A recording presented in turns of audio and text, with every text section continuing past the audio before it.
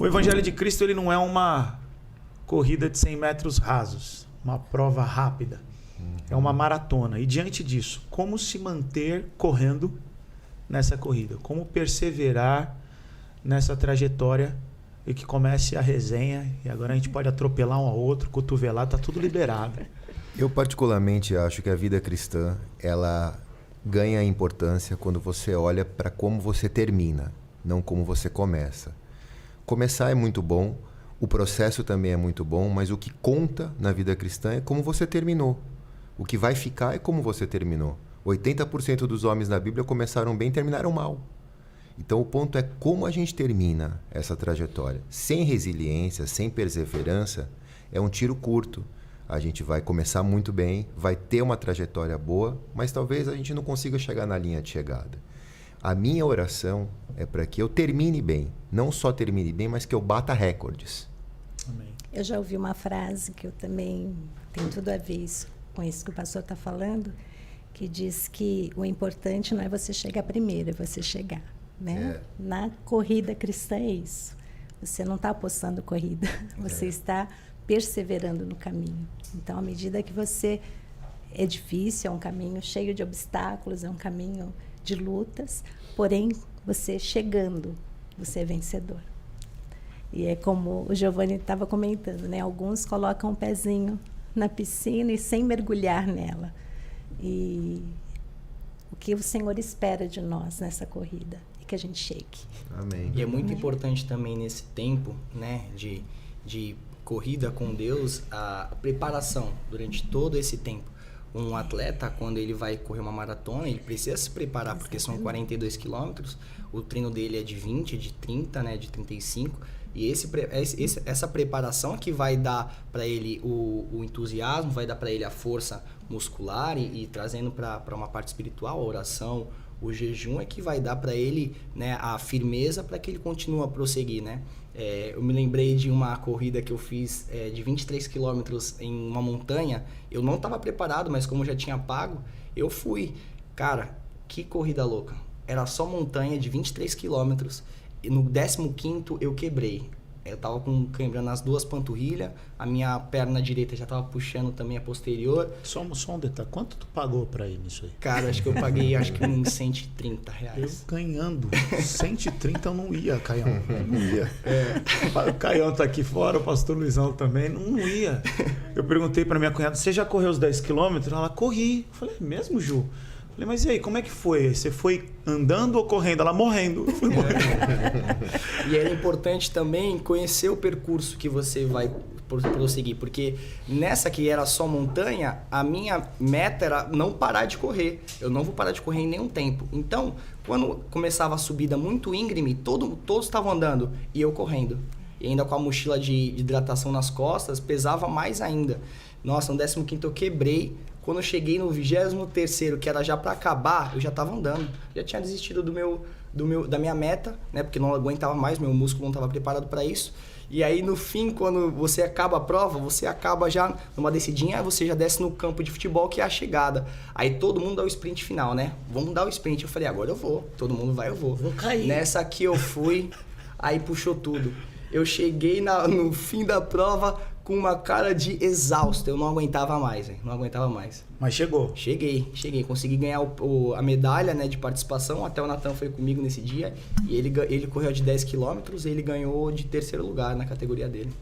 Você ia ganhar em primeiro, então, se fosse 10 Eu acho que não. Acho que eu tava menos preparado que ele. Pastor, tira uma dúvida pra mim. É possível correr uma maratona, traçando esse paralelo espiritualmente falando, e curtir o evento, curtir a paisagem? Porque eu acredito que espiritualmente com Cristo isso é possível. Claro, né? Que sim.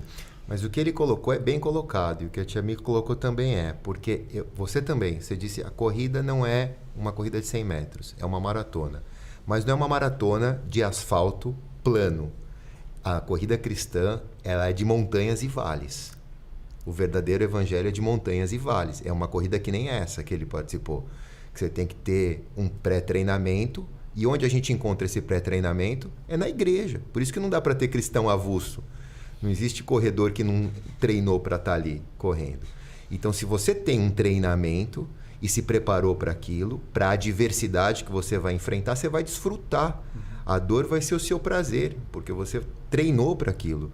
Então você vai curtir o momento, você vai fotografar o momento nas suas memórias e vai carregar não só uma medalha de conclusão, mas você vai carregar o sentimento de terminar bem, como ela colocou. E o trajeto só é conhecido se você olha o mapa, né? Espiritualmente falando, a Bíblia.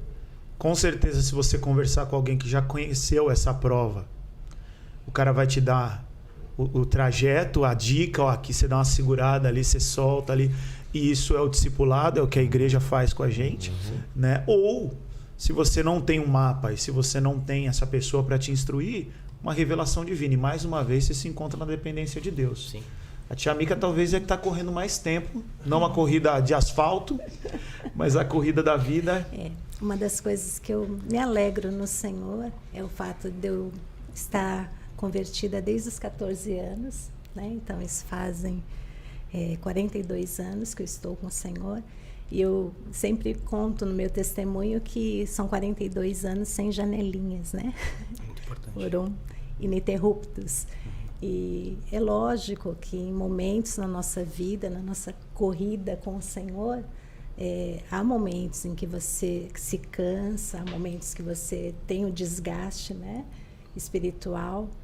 Porém, o fato de você permanecer, né, e essa palavra ela tem muito sentido nessa carreira, nessa corrida, né, o permanecer faz toda a diferença. Eu tive a experiência nos 10 quilômetros. Corri uma vez, tive a experiência, guardei no coração. E nunca mais. Foi bom. E vamos correr atrás da bola. Até nos seus 10 quilômetros, você não teve 1000 motivos para desistir? Tive. E a tentação era muito maior, pastor. Então. Sabe por quê? Porque eu conheço a cidade. E você sabe que está por vir, né? Então você fala assim, tô muito longe. E se eu pegar aqui a Conselheira, eu já vou sair na praia já. O que eu vou lá no Canal 5? Exato. Não é verdade? Você fazendo o trajeto dos 10 quilômetros, a galera que não está contextualizada, porque é de fora de Santos, a gente meio que dá uma volta, a gente faz um quadrado. Se a gente fosse numa linha reta, a gente ia chegar com uma facilidade muito maior. Então a tentação é essa, né? Você fala, poxa, mas se eu for por aqui, eu gosto muito de trilha. E a gente tem uma trilha específica que a gente faz em Ilhabela, e é interessante, chega um momento da trilha que você está numa montanha subindo, e o barulho da cachoeira, que é o objetivo, ela parece que está à tua direita. Então tem um momento que você parece estar indo para um lugar e o barulho da cachoeira está para outro. Então você fica tentado, poxa, se eu for por aqui eu vou cortar caminho. Só que é um buraco, não dá para você ir por ali, tem um vale. Então você tem que fazer a volta. Então existe essa tentação, né? Você está ali com o propósito de chegar no final da corrida, mas vem essas tentações. Corta caminho, pega um atalho, né? E o que mais? A gente vive uma geração imediatista. É uma geração de conveniência. As pessoas querem entrar na loja, pegar o que serve elas e sair. Então, a matéria, resiliência, perseverança, muitas vezes não é dada hoje na nossa geração. Porque as pessoas querem os problemas resolvidos imediatamente. Então, se não houver perseverança, não tem como ter uma trajetória cristã. Se não tiver resiliência, você não vai chegar na linha de chegada nunca. Exato. Não é? A metodologia de Deus não muda, né? Não muda. A gente está numa geração que quer os 3 passos para o sucesso, né? Como vencer a vida cristã em três segredos. Pega essa chave, anota esse código. E no final, a metodologia de Deus não mudou, né? Perseverar, é orar, é ler a Bíblia, é ir na igreja, é continuar caminhando, é buscar o Senhor, e o Senhor vai renovando, né?